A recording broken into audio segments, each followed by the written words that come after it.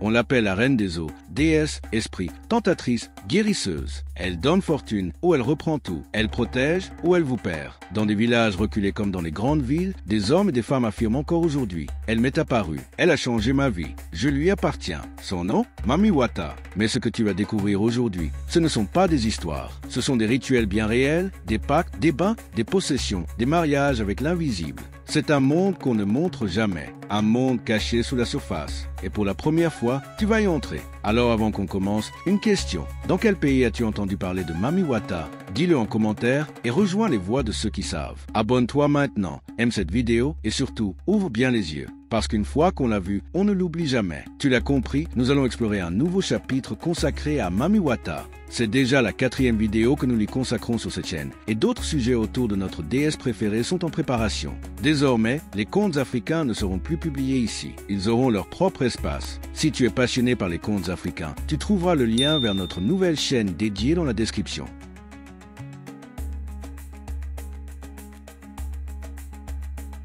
Dans le culte de Mami Wata, l'entrée en relation avec l'esprit ne repose pas sur une décision humaine. C'est l'esprit qui choisit. Et ce choix, souvent, se manifeste par ce que les initiés appellent la maladie mystique. Ce phénomène marque le premier contact entre Mami Wata et l'élu. Il ne s'agit pas d'un simple trouble passager, mais d'une véritable convocation surnaturelle, une sorte de cri silencieux venu des profondeurs. L'esprit se manifeste là où les mots ne suffisent plus. Dans le rêve, le corps, le quotidien qui bascule. Les signes sont multiples. Certains rêvent, nuit après nuit, d'eau profonde, de sirènes, de serpents ou d'animaux aquatiques. D'autres voient des visages inconnus, lumineux, féminins, surgissant de l'eau pour les fixer en silence. Ces rêves reviennent avec insistance, comme une obsession. Chez d'autres encore, l'appel se fait plus brutal. Le corps s'affaiblit sans raison apparente. Les diagnostics médicaux se succèdent sans résultat. Les pertes s'accumulent, argent, relations, travail. Il y a des accidents récurrents, des maladies soudaines, un déséquilibre inexplicable. Parfois, une attirance soudaine vers les rivières, la mer ou les objets brillants s'installe sans qu'on puisse l'expliquer. C'est à ce stade que les proches ou les anciens commencent à suspecter un appel mystique. On consulte alors un devin, un prêtre ou une prêtresse traditionnelle, selon les cultures locales.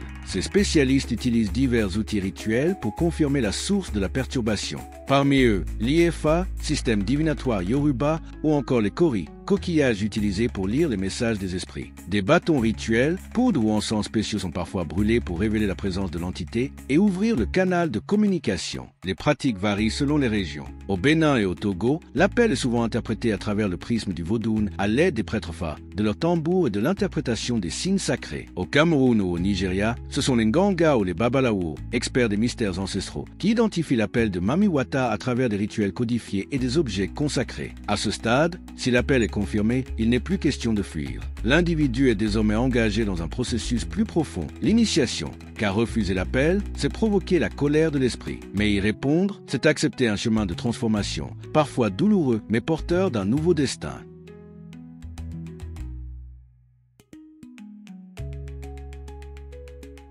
Une fois que l'appel de Mami Wata est confirmé, l'élu n'appartient plus entièrement au monde ordinaire. Il ou elle entre dans une phase redoutée et respectée, la réclusion. C'est un passage obligé, une sorte de mort symbolique qui précède la renaissance spirituelle. Dans toutes les traditions initiatiques, ce moment marque la séparation entre le profane et le sacré. Dans le culte de Mami Wata, il est vécu comme un isolement du monde matériel, un retour au silence, au mystère, à l'eau. La réclusion peut durer plusieurs jours, voire plusieurs mois, selon la profondeur de l'initiation et les prescriptions de l'esprit. Elle se déroule généralement dans un lieu sacré, isolé, une pièce secrète, une chambre rituelle, une case au fond d'un bois, ou même, dans certaines régions, un sanctuaire souterrain. Durant cette période, l'initié est coupé du monde extérieur. Il ne reçoit ni visite ni nouvelles. Il ne parle que si c'est nécessaire et parfois pas du tout. Le silence devient un outil. Le corps est purifié, mais aussi rééduqué. Des jeûnes sont imposés. Certaines nourritures sont interdites. L'eau est consacrée. Les gestes sont limités. Le vêtement rituel est généralement blanc, symbole de pureté et de neutralité spirituelle.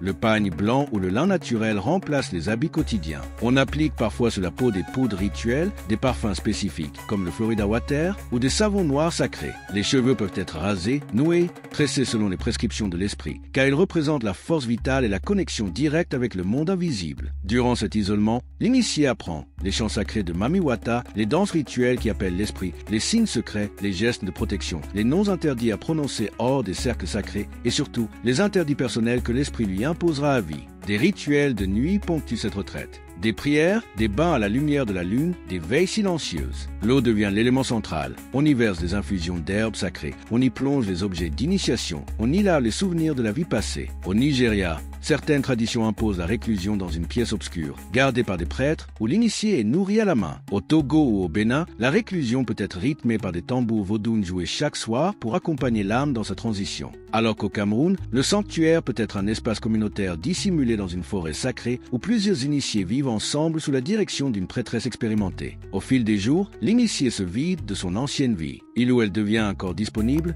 prêt à recevoir l'esprit. Ce processus intense et souvent éprouvant permet de détacher l'individu de ses repères sociaux, affectifs et rationnels pour l'ouvrir à une autre forme de connaissance, la connaissance intuitive, symbolique, silencieuse. La réclusion est donc bien plus qu'une attente. C'est un effacement progressif de l'identité ancienne, une retraite intérieure, un chemin vers un autre soi. Car pour recevoir Mami Wata, il faut se désencombrer du monde, se purifier de ses attaches et surtout apprendre à écouter ce que l'on ne voit pas.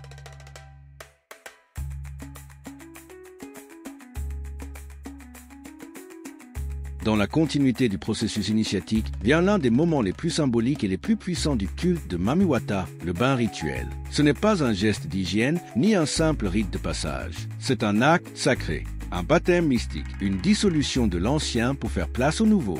Dans les traditions liées à Mami Wata, l'eau est tout. Elle est mémoire, miroir, frontière et matrice. L'eau est vivante, capable d'écouter, de transmettre, de purifier. C'est dans son sein que Mami Wata vit, veille, choisit. Et c'est dans cette même eau que l'initié doit plonger pour se soumettre à son pouvoir. Le bain rituel peut avoir lieu dans une rivière ou un fleuve sacré, souvent à l'aube ou au crépuscule. Dans la mer, si le culte est côtier, ou dans un bassin aménagé dans un temple ou sanctuaire. Mais peu importe le lieu, l'eau utilisée doit être consacrée par une prêtresse ou un officiant spirituel. Parfois après une prière, une offrande ou un sacrifice léger, cela peut être un œuf, du lait, un parfum, voire autre chose. L'eau n'est jamais pure au sens ordinaire, car elle doit subir une certaine préparation. Pour ce faire, on y ajoute des feuilles médicinales telles que la citronnelle, les feuilles amères, les feuilles de goyave. Des éléments symboliques comme le citron, le sel, les œufs entiers non cassés, le lait et le miel. Des objets sacrés comme les pièces d'argent, les kauris et le sable de mer. Des parfums rituels à l'instar du Florida Water, du Kananga Water et les huiles florales. Avant d'entrer dans l'eau, l'initié est parfois oint d'une huile ou d'une poudre spéciale. Il ou elle peut être nu ou habillé en blanc, selon les traditions. La personne est guidée par un maître ou une prêtresse. Elle est invitée à entrer lentement dans l'eau. Chaque mouvement est codifié, on commence par laver les pieds, symbole du chemin parcouru,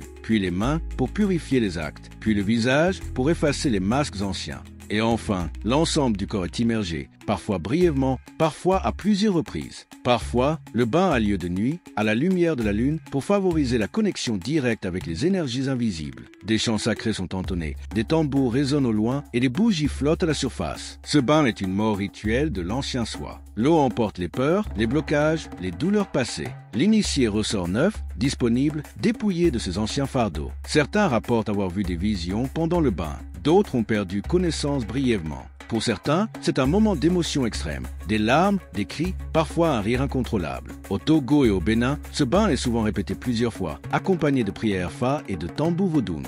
Au Nigeria, dans les traditions Yoruba, le bain peut être suivi de l'application d'un talisman ou de la remise d'un collier mystique. Au Cameroun, chez certains groupes côtiers, une offrande flottante est laissée sur l'eau après le bain, un plat blanc, du parfum, une mèche de cheveux. Le bain rituel est donc plus qu'un nettoyage. C'est un seuil franchi, un sceau invisible posé sur le corps. Après cela, l'initié est prêt, non plus seulement à entendre l'esprit, mais à le recevoir.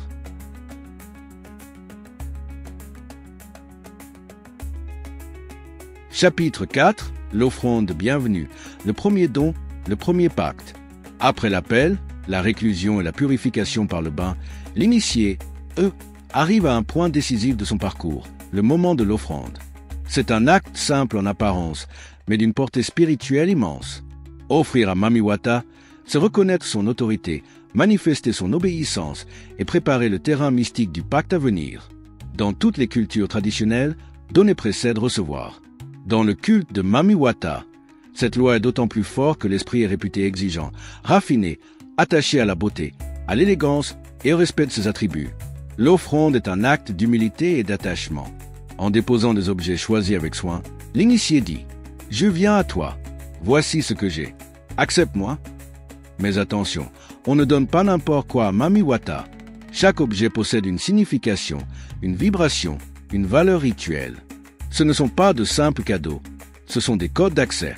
On donnera ainsi des parfums de luxe car Mami Wata est souvent associé à des fragrances puissantes et florales. Les parfums comme Florida Water, Seven Spirit ou Kananga Water sont les plus prisés. Ils symbolisent le plaisir, la féminité et la présence invisible. De l'argent liquide, pièces brillantes, billets neufs, parfois des bijoux. L'argent symbolise la richesse, la prospérité, mais aussi l'offrande de ce que l'on possède de plus concret. L'alcool fort comme le gin, le whisky, le vin blanc. Il symbolise le lien avec l'esprit, le feu intérieur, la purification. Les œufs entiers, parfois cassés dans l'eau. Il symbolise la naissance, la fertilité, les offrandes de vie. Les tissus blancs ou rouges, soigneusement pliés, parfois parfumés. Ils représentent la pureté, la beauté, la présence féminine divine. Les kauris, ils sont utilisés aussi bien comme monnaie que comme outil divinatoire. Dans le monde mystique, mes kauris facilitent la communication. Enfin, nous avons les bijoux en or, en argent et même des perles qui sont soit offerts ou portés pour séduire et honorer l'esprit. Ils représentent l'élégance mystique mais aussi l'attachement visible à Mami Wata. L'offrande est faite devant un autel, souvent orné d'un miroir, de coquillages, d'une image de Mami Wata ou d'une statuette. Elle peut aussi être faite près d'une eau sacrée, rivière, mer, bassin initiatique. Le prêtre qui dirige le rituel appelle l'esprit par son nom sacré, verse parfois de l'eau ou de l'alcool autour de l'autel et présente les objets un par un en récitant des prières. L'initié, silencieux, pose ensuite son offrande personnelle, celle qu'il a choisie ou reçue en rêve. C'est souvent cet objet-là qui scelle l'entrée dans le lien spirituel avec Mami Wata. Au Bénin et au Togo, l'offrande est souvent accompagnée de danses lentes, de chants en langue fumina et de prières dites par les prêtres Fa. Au Cameroun, chez certains peuples côtiers, on dépose les offrandes directement sur les rochers de la mer, au lever du soleil. Et au Nigeria, des objets sont parfois enveloppés dans un pagne blanc, liés avec des fils rouges, puis déposés dans un panier flottant sur l'eau. Ce moment n'est pas anodin. Il marque le premier engagement. Celui ou celle qui offre accepte déjà, en silence, de donner une partie de soi. Ce n'est pas encore le pacte total, mais c'en est le seuil invisible. Certains initiés racontent que cette nuit-là, Mami Wata leur est apparue pour la première fois. D'autres affirment que dès le lendemain, leurs rêves ont changé. L'esprit, ayant été honoré, il ouvre enfin la voie vers la possession, la révélation et l'alliance définitive.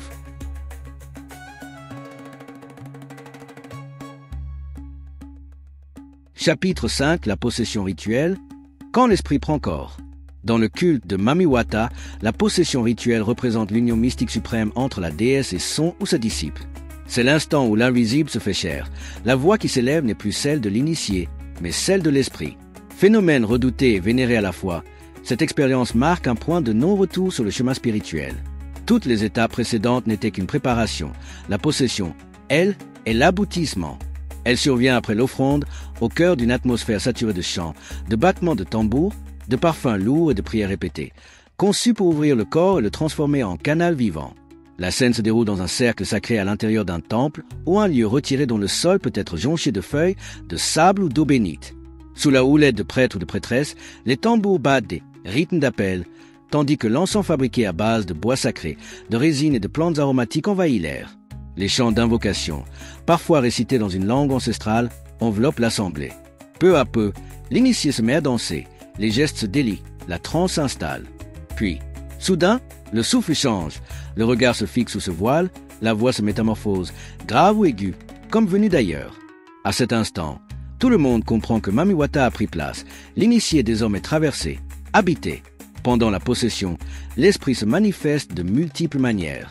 Il arrive que l'initié parle une langue inconnue ou sacrée, exécute des gestes symboliques, peigne des cheveux invisibles, se mirer dans un miroir imaginaire, danser avec une langue grasse ou réclame soudainement un parfum, un collier ou un miroir. Des messages prophétiques, des visions ou des avertissements peuvent jaillir.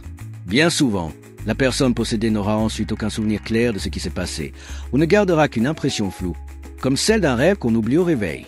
Pendant la cérémonie, l'initié est permanemment surveillé par une prêtresse ou un maître rituel qui veille constamment, en ajustant l'intensité de la cérémonie et en protégeant l'initié. Il est parfois assisté par plusieurs aides capables de contenir les mouvements imprévisibles de l'initié. La possession revêt des nuances propres à chaque région. Dans les temples vaudous du Bénin, elle peut durer des heures, scandée par des chants polyphoniques et des danses en spirale. Au Nigeria, elle naît souvent d'un silence absolu brisé d'un seul cri sacré. Au Cameroun, on voit fréquemment l'initié plonger dans un bain symbolique ou recevoir une onction d'huile parfumée sur le crâne et les épaules. Ces variantes changent la couleur du rituel, mais non son essence. Pour qu'elles se produisent, la possession demeure la même rencontre vertigineuse entre l'humain et le divin. Être possédé par Mami Wata ne revient pas seulement à sentir un esprit. C'est devenir un médium permanent, un trait d'union vivant entre le monde visible et l'invisible. Certains n'en feront l'expérience qu'une fois, d'autres y reviendront toute leur vie, chaque rituel réactivant ce lien sacré. Après cette épreuve, l'initié n'est plus un simple apprenti. Il devient un prolongement de la déesse, et ce lien, une fois scellé, ne peut être rompu sans conséquence.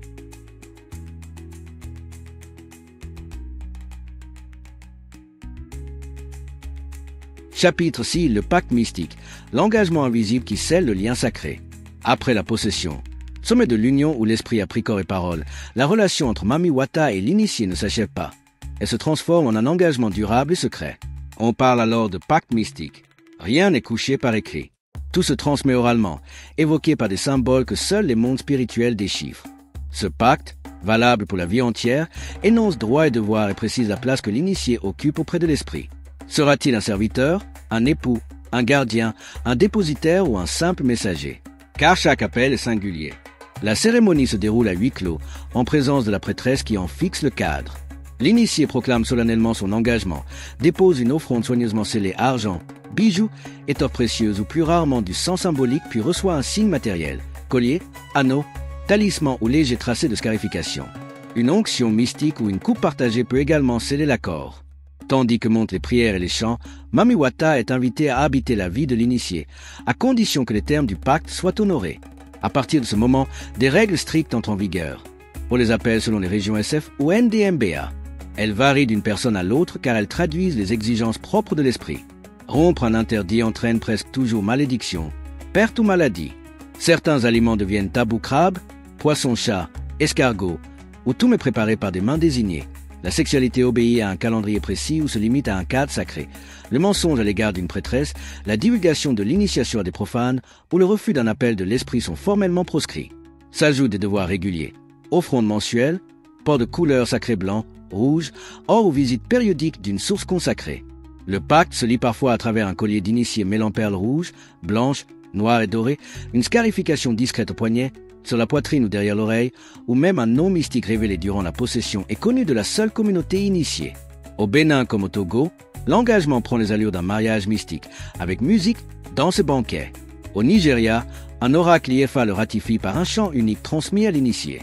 Au Cameroun, la tradition requiert souvent l'édification d'un autel domestique où se déposent, chaque semaine, les offrandes promises. Faire alliance avec Mami Wata n'est ni superstition ni asservissement. C'est une fidélité mutuelle offrant protection, intuition, parfois richesse ou éclat, tant que le prix en est respecté. L'esprit attend qu'on l'honore et qu'on la serve. En retour, elle guide et protège. Briser ce pacte revient à rompre un fil avec l'invisible, une fracture qui, dans l'univers de Mami Wata, laisse toujours des traces.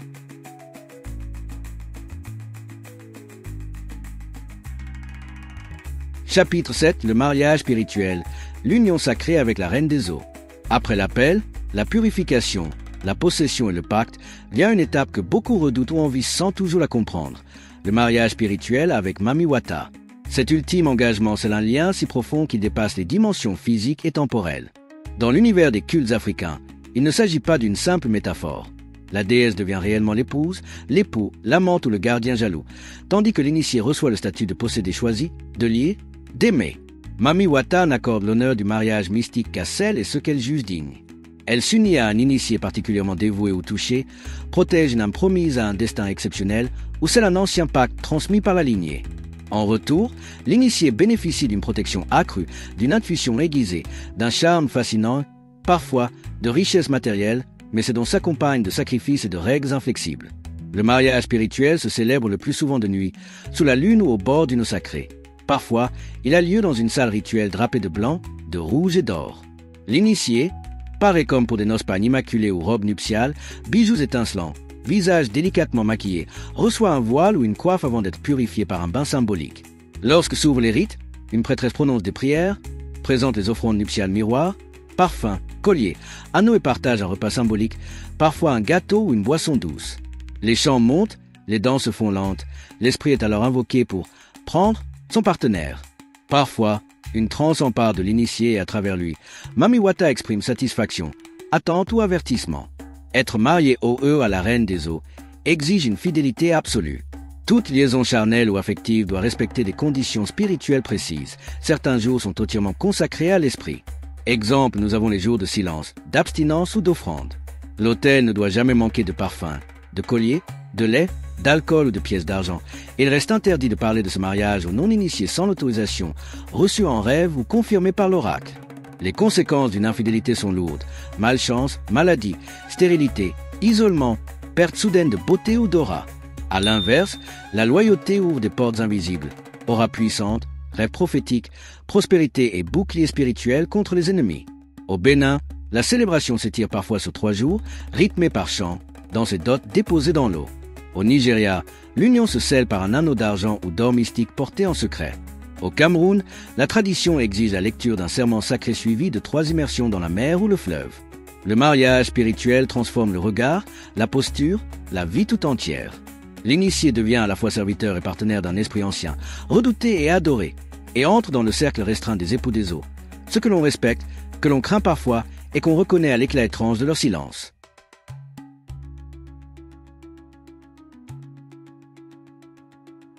Chapitre 8. Le rite de sortie. Naître une seconde fois. Après l'appel, la réclusion, la purification, la possession, le pacte et le mariage spirituel, vient la dernière étape, le rite de sortie. À cet instant, l'initié quitte le monde caché pour réapparaître aux yeux de tous, mais il ne s'agit plus de la même personne.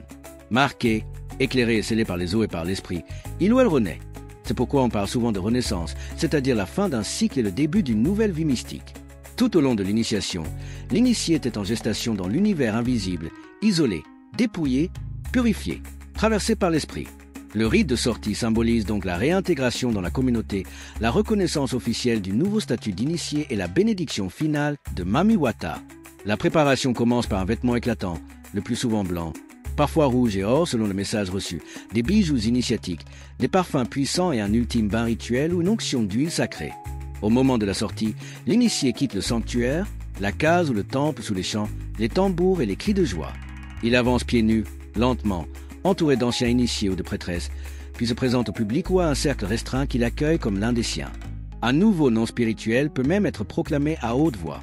Après la cérémonie, l'initié porte souvent un collier aux perles codées, arbore une scarification ou un tatouage discret, exhibe un regard plus calme et profond et manifeste un comportement empreint de retenue, d'intuition, parfois d'un léger détachement. Ceux qui le rencontrent murmurent « Ce n'est plus la même personne ». Dans certaines traditions, le rite de sortie se prolonge par un banquet où l'on partage igname, poissons et boissons douces, puis par des danses en cercle, des chants de félicitations et des offrandes finales à Mami Wata. Ce n'est pas un simple divertissement. On célèbre la transformation, on remercie l'esprit et l'on resserre les liens entre initiés. Au Togo et au Bénin, la sortie se fait souvent en cortège à travers le village, ponctuée de bénédictions aux anciens et d'éclaboussures d'eau parfumée. Au Nigeria, elle s'achève sur une libation finale et l'inscription d'un nom codé dans un registre sacré. Le rite de sortie ne clôt pas l'histoire, il ouvre plutôt une vie intérieure, silencieuse mais puissante. Devenu canal entre les mondes, l'initié peut recevoir, transmettre, guérir ou simplement marcher parmi les vivants avec la bénédiction discrète d'une déesse jalouse mais fidèle. Car une fois que Mami Wata t'a choisi, tu ne lui appartiens jamais tout à fait. Tu es lié à elle pour toujours.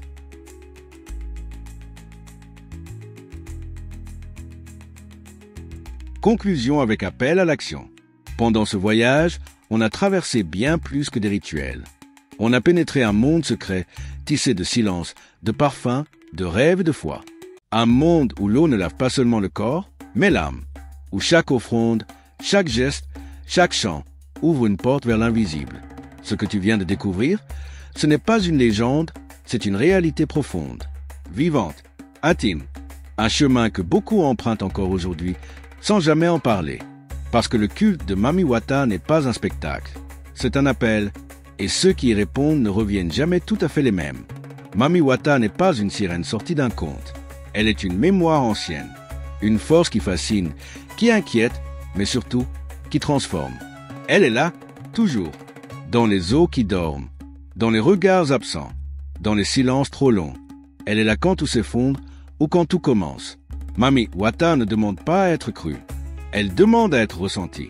Et si tu l'as entendue entre les mots de ce film, alors peut-être qu'elle t'a déjà choisi.